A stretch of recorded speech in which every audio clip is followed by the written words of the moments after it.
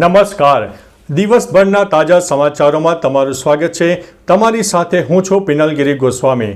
સમાચારો વિસ્તારથી જાણીએ એ પહેલા મહત્વના સમાચારો ઉપર એક નજર. નમસ્કાર મિત્રો. આજના સૌથી મોટા અને મહત્વના સમાચારમાં વાત કરીશું. બોર્ડની પરીક્ષા વર્ષમાં 2 વાર યોજાશે. બોર્ડ પરીક્ષા અંગે મોટા નિર્ણય લેવામાં આવ્યા છે. 2026થી બોર્ડની પરીક્ષા વર્ષમાં 2 વાર લેવાશે. નવી શિક્ષણ નીતિ હેઠળ લાવવામાં આવેલા નવા પરીક્ષા ધોરણોને CBSEએ મંજૂરી આપી દીધી છે. પરીક્ષાના પ્રથમ તબક્કામાં બેસવું ફરજિયાત રહેશે, જ્યારે પરીક્ષાનો બીજો તબક્કો વૈકલ્પિક રહેશે. પરીક્ષાનો પ્રથમ તબક્કો ફેબ્રુઆરીમાં યોજાશે, જ્યારે બીજો તબક્કો મે મહિનામાં યોજાશે. વિદ્યાર્થીઓએ પોતાનો શ્રેષ્ઠ સ્કોર પસંદ કરી શકશે. મિત્રો, અન્ય મહત્વના સમાચારની વાત કરીએ તો વેડિંગ ઇન્વિટેશન કાર્ડના મેસેજથી મિત્રો સાવધાન થઈ જજો. મોટું ફ્રોડ ચાલી રહ્યું છે.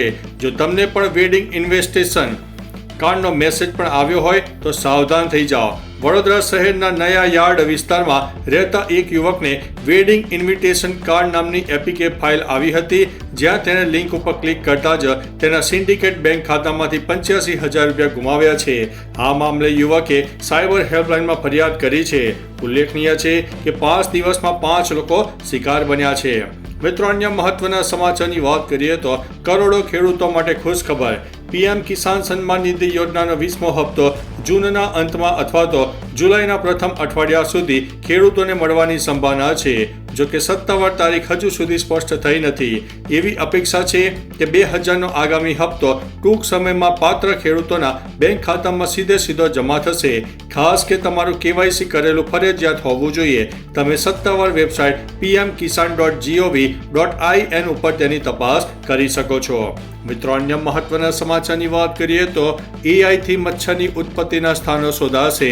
અમદાવાદ મ્યુનિસિપલ કોર્પોરેશન દ્વારા હવે મચ્છરના ઉત્પત્તિ સ્થાન શોધવા માટે હવે AI આધારિત ડ્રોન ટેકનોલોજીનો ઉપયોગ શરૂ કરવામાં આવ્યો છે.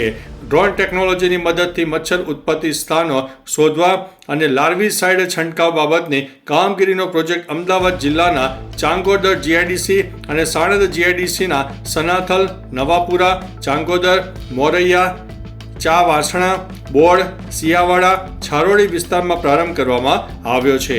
મિત્રો, અન્ય મહત્વના સમાચારની વાત કરીએ તો મફત વાઈફાઈનો ઉપયોગ કરતા પહેલા મિત્રો સાવધાન થઈ જજો. જાહેર સ્થળોએ ઉપલબ્ધ મફત વાઈફાઈ નેટવર્ક્સને અનુકૂળ હોઈ શકે છે, પરંતુ તે ઘણીવાર સુરક્ષિત હોતા નથી. આવા નેટવર્ક્સ પર બેન્કિંગ વ્યવહારો અથવા તો સંવેદનશીલ માહિતી દાખલ કરવાનું ટાળો, કારણ કે હેકર્સ તમારા ડેટાને સરળતાથી એક્સેસ કરી શકે છે. જો મફત વાઈફાઈનો ઉપયોગ કરવો જ પડે તો વર્ચ્યુઅલ પ્રાઇવેટ નેટવર્ક એટલે કે VPNનો ઉપયોગ કરો, જે તમારા કનેક્શનને એન્ક્રિપ્ટ કરીને સુરક્ષા પૂરી પાડે છે. મિત્રો, અન્ય મહત્વના સમાચારની વાત કરીએ તો શાળા પ્રવેશોત્સવની તારીખ જાહેર કરવામાં આવી છે. મુખ્યમંત્રીના અધ્યક્ષસ્થાને ગાંધીનગર ખાતે યોજાયેલી કેબિનેટ બેઠકમાં 2025-26 અંતર્ગત શાળા પ્રવેશોત્સવ આગામી 26 થી 28 જૂન દરમિયાન યોજાવાનો છે. મુખ્યમંત્રી ભૂપેન્દ્રભાઈ પટેલે આજે 26 જૂનના રોજ મહીસાગરમાં, 27 જૂને ગાંધીનગર અને 28 જૂને કચ્છમાં વિદ્યાર્થીઓને શાળા પ્રવેશ કરાવશે. સમગ્ર રાજ્યમાં સિનિયર મંત્રીઓ સહિત આશરે 400 જેટલા ઉચ્ચ અધિકારીઓ અને પદાધિકારીઓ આ કાર્યક્રમમાં ઉપસ્થિત રહેશે. મિત્રો, અન્ય મહત્વના સમાચારની વાત કરીએ તો આંદમાન સમુદ્રમાં 4.2ની તીવ્રતાનો ભૂકંપ. ગઈકાલે સવારે આંદમાન સમુદ્રમાં ફરી એકવાર ભૂકંપ આવ્યો છે.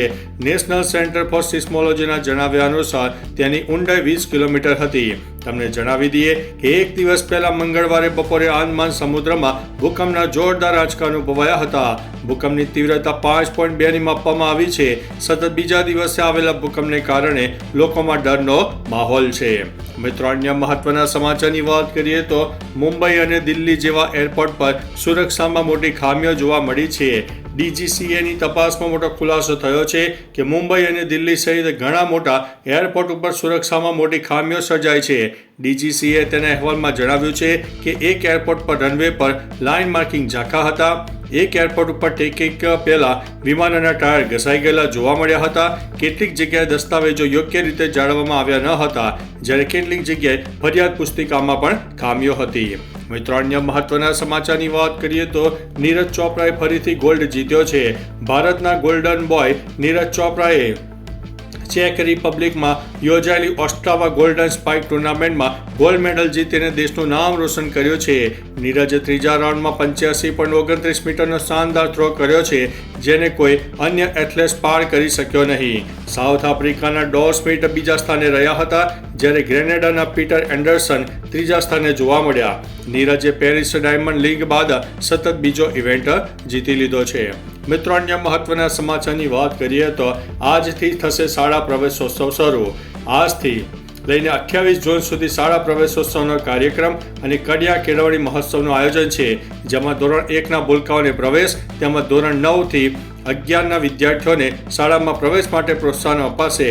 ડ્રોપ આઉટ રેશિયો ઘટાડવા માટે માધ્યમિક અને ઉચ્ચતર માધ્યમિક શાળામાં કામ થશે.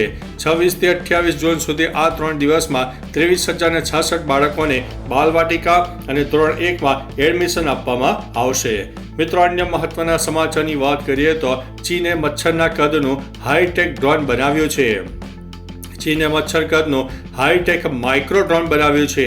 ચીન તેનો ઉપયોગ લશ્કરી કામગીરીમાં કરી શકે છે. આ ડ્રોનમાં 2 પાંખો, camera, sensor, antenna, battery, control circuit અને અન્ય એલિમેન્ટ છે. ચીનની national university of defence technology આ ડ્રોન બનાવ્યું છે. તમને જણાવી દઈએ કે ચીન પહેલા નોર્વે માનવ હથેળીના કદનું પણ ડ્રોન બનાવ્યું હતું.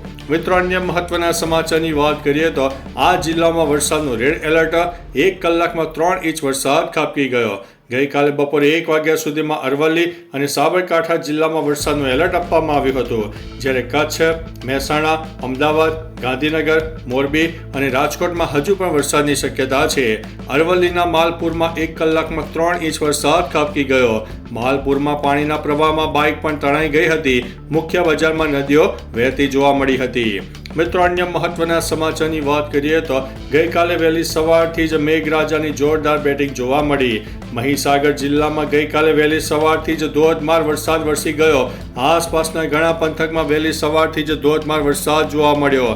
લુણાવાડા શહેરમાં નીચાણવાળા વિસ્તારોમાં પાણી ભરાઈ ગયા. બજારોમાં પાણી ભરાતા લોકોને મુશ્કેલીઓ થઈ. બીજી તરફ અમદાવાદ અને ગાંધીનગર શહેર સહિત ગ્રામ્ય વિસ્તારમાં વહેલી સવારથી અંધારપટ પણ છવાઈ ગયો. સાથે સાથે ધીમી ધારે વરસાદ પણ પડ્યો. સવારમાં લાઇટો ચાલુ કરવાનો પણ વારો આવ્યો હતો. મિત્રો, અન્ય મહત્વના સમાચારની વાત કરીએ તો 24 કલાકમાં 149થી વધુ તાલુકામાં વરસાદ નોંધાયો. ગુજરાતમાં છેલ્લા 24 કલાકમાં 149 તાલુકામાં વરસાદ નોંધાયો છે. સૌથી વધુ નર્મદાના નાંદોદમાં 9, દાહોદમાં 7.56, તિલકવાડામાં 7.13, પાવી જેતપુરમાં 7, શહેરામાં 6.81, ધરમપુરમાં 6.69, વાપીમાં 6.18, બારડોલીમાં 6, વીરપુરમાં 6, સિંગવડમાં 5.55, મોડાસામાં 5.5, મોરવા હડપમાં 5.40, પારડીમાં 5.35, ખેરગામમાં 5.20, સોનગઢમાં 5.12, લુણાવાડામાં 5.10, ગોધરામાં 5.10, વ્યારા, ગરુડેશ્વર અને લીમખેડામાં પણ 5 ઇંચ કરતાં વધુ વરસાદ નોંધાઈ ગયો છે. મિત્રો, અન્ય મહત્વના સમાચારની વાત કરીએ તો ઇઝરાયલ અને ઈરાન વચ્ચેના યુદ્ધનું મોટું અપડેટ સામે આવ્યું છે. યુદ્ધ વિરામના કારણે સતત બીજા દિવસે તેલના ભાવ ઘટ્યા છે. વિશ્વના શેર બજારોમાં તેજી જોવા મળી છે.